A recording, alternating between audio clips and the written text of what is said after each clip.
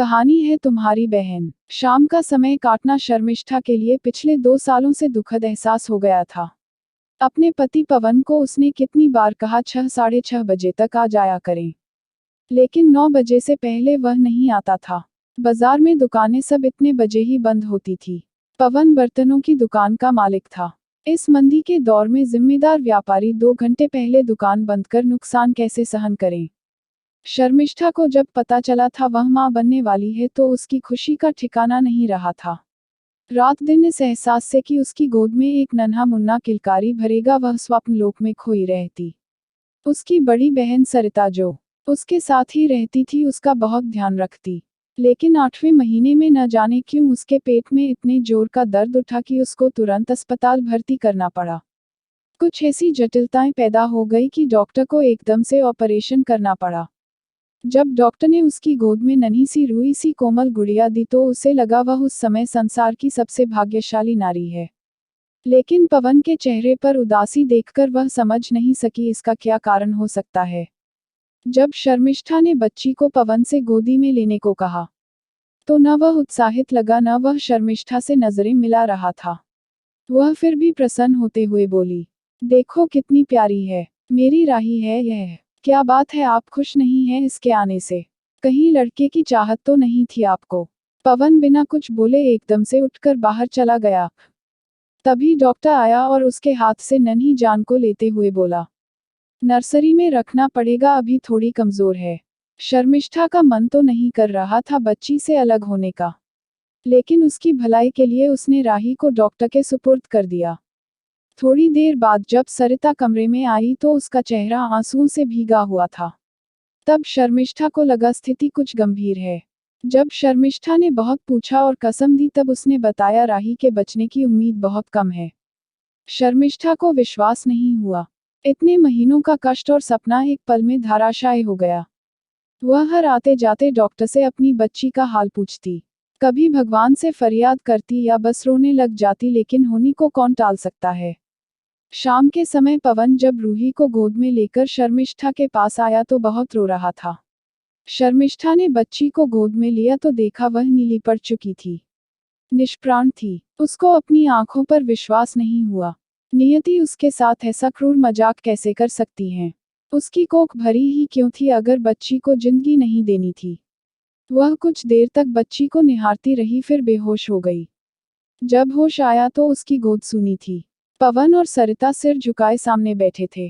कितने अरमानों से अस्पताल आई थी लेकिन खाली हाथ वापस लौट रही थी। शर्मिष्ठा के लिए इस दुख से निकलना बहुत मुश्किल हो रहा था। वह रात दिन पड़ी रोती रहती। पवन बहुत प्यार से समझाता, दुकान से जल्दी आ जाता, कहीं ना कहीं चलने की पेशकश करता, लेकिन वह कुछ प्रतिक्रिया नहीं देती। घर के काम यथावत चल रहे थे। सरिता ने सब संभाल लिया था। वह भी शर्मिष्ठा के खाने पीने का ध्यान रखती, उसे बातों में उलझाकर ध्यान खींचने की कोशिश करती, लेकिन शर्मिष्ठा पर कोई असर नहीं होता। वह अपने दुख को ओढ़े पड़ी रहती। 4-5 महीने गुजर चुके थे। अब इन हालात का असर पवन पर भी पड़ने लगा था। वह बहुत कमजोर और पस्त होता जा रहा था। अधिक से अधिक समय दुकान पर बिताता, गुमसुम और गमगीन रहने लगा था। उसने सबसे बातें करनी बहुत कम कर दी थी। शर्मिष्ठा की तरफ से कोई उत्तर नहीं मिलता था तो वह और अपने आप में सिमटकर रह गया। फिर एक दिन अचानक सरिता घर छोड़कर चली गई। कोई संदेश भी नहीं छोड़ा था उसने। पवन ने आसपास सब जगह पता किया लेकिन कोई लाभ नहीं हुआ। शर्मिष्ठा भी जैसे नींद से जागी सो बहन की चिंता में अपना गम भूल गई।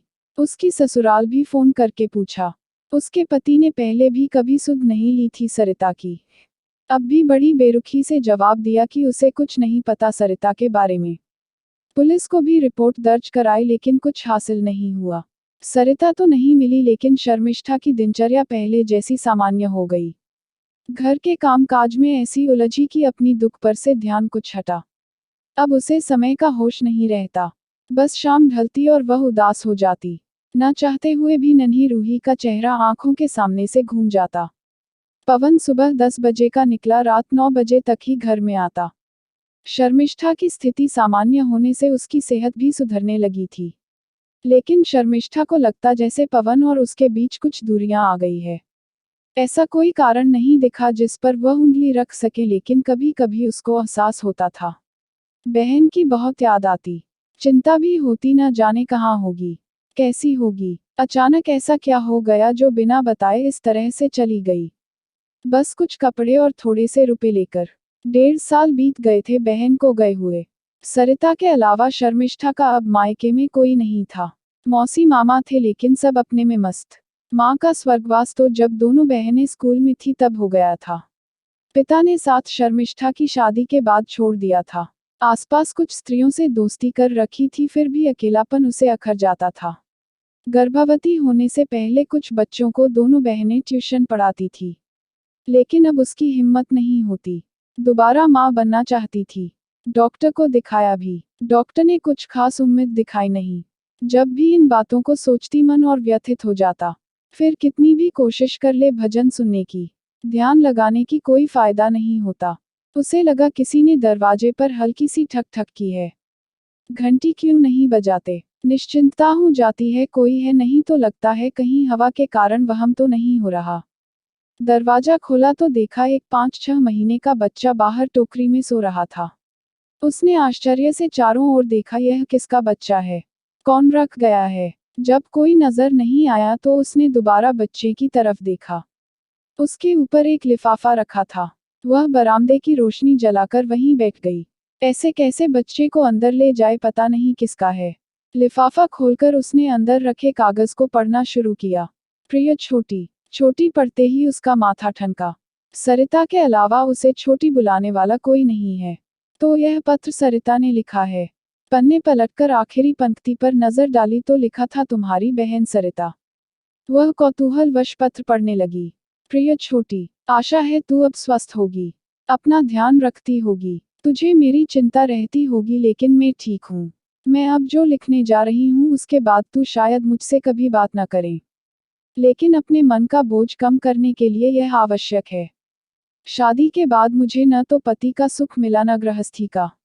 मेरे पति अपनी विधवा भाभी के साथ लगे हुए थे, और चूंकि वो अकेले कमाने वाले थे, घर में उनका विरोध करने का साहस किसी में नहीं था। मेरी सास ननंद और देवर चुप रहते थे और यही मुझसे भी उम्मीद करते थे। जब मैंने पिताजी को बताया तो वे चाहते थे कि मैं बस तेरी शादी होने तक चुप रहूं।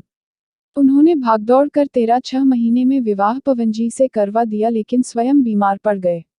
मेरा दुख और इतनी भागदौड़ उनका कमजोर शरीर सहन नहीं कर पाया। वे बहुत दुखी थे जब आखिरी समय में उनसे मिलने गईं। क्षमा मांग रहे थे कि मेरे लिए कुछ कर नहीं सके। पिताजी की मृत्यु के बाद मैंने स्वयं अपने पति के विरुद्ध आवाज उठाई। उनके अनैतिक संबंधों का विरोध किया। पुलिस में रिपोर्ट लिखाने की धमकी दी, लेकिन पुलिस में कोई मेरी बात सुनने को तैयार नहीं था। उनकी समाज में धौंसी ऐसी थी। थक हार कर मैंने घर छोड़ने का मन बनाया तो मेरे पति और जेठानी ने मुझे बहुत मारा। अधमरा करके गली में छोड़ दिया।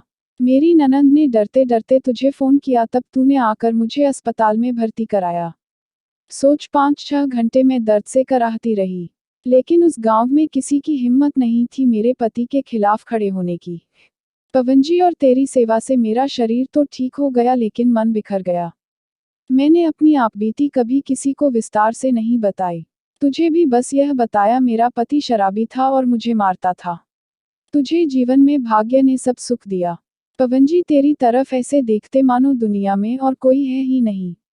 तेरा यह संपूर्ण सुख हमारे बीच कहीं ना कहीं एक दीवार थी। मैं तुझसे कभी कुछ इसलिए नहीं कहती कहीं यह सहानुभूति प्राप्त करने के लिए याचना जैसा न लगे। मैं पुरुष स्पर्श से अनजान थी, लेकिन जब पवनजी तुझे जाने अनजाने छू जाते और तू शर्मा कर सिमट जाती, तब मेरी इच्छाएं भी जागृत होने लगी। तुम दोनों का अपना संसार था। आंखों ही आंखों में न जाने क्या बोल जाते थे। कई बार मैं रात को तुम्हारे दरवाजे के बाहर खड़ी होकर तुम्हारे अंतरंग क्षणों को महसूस करती, और फिर अपने कमरे में जाकर कल्पना करती तेरे स्थान पर मैं हूं। जब तू गर्भवती हुई तो तुम दोनों की प्रसन्नता दुगनी हो गई। पवनजी तेरे आसपास रहते और मैं तुम दोनों के इस घेरे में अपने आप को अवांछित सा महसूस करती। तूने मुझ पर इतने एहसान किए, नया जीवन दिया, अपने घर में रहने की जगह दी। कई बार सोचा कहीं और चली जाऊं, लेकिन मौत को इतने करीब से देखा था। इतनी पीड़ा सहन की थी कि हिम्मत साथ नहीं दे रही थी।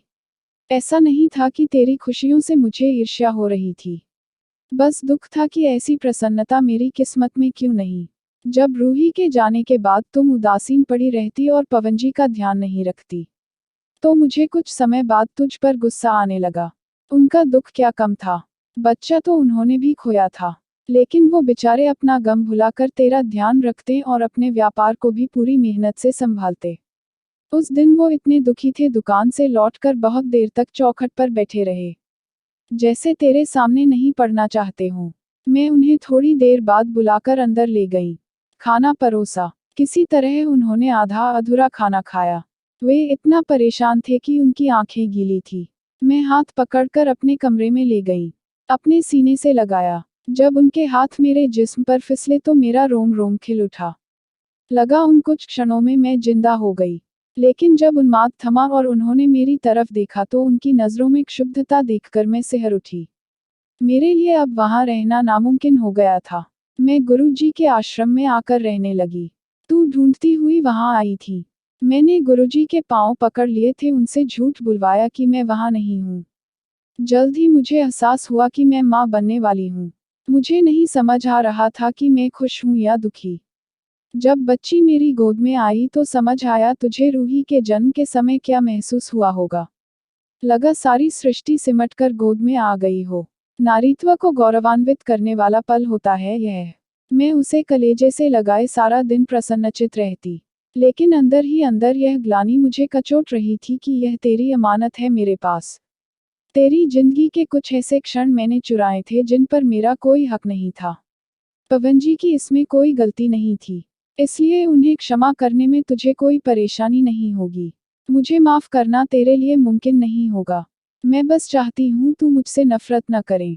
बहुत समय लगा मुझे इस मोह से निकलने में, लेकिन प्रायश्चित करना आवश्यक है। अपना कलेजा तुझे दे रही हूँ। यह मेरी छाया है, तू इसे अपनी राही भी बुला सकती है। मुझे ढूंढना मत, अब हम कभी भी न मिले तो अच्छा है। दुख और ग्लानि के अलावा कुछ हासिल नहीं होगा। मैं स्थिर होकर शीघ्र दीक्षा ले लूंगी।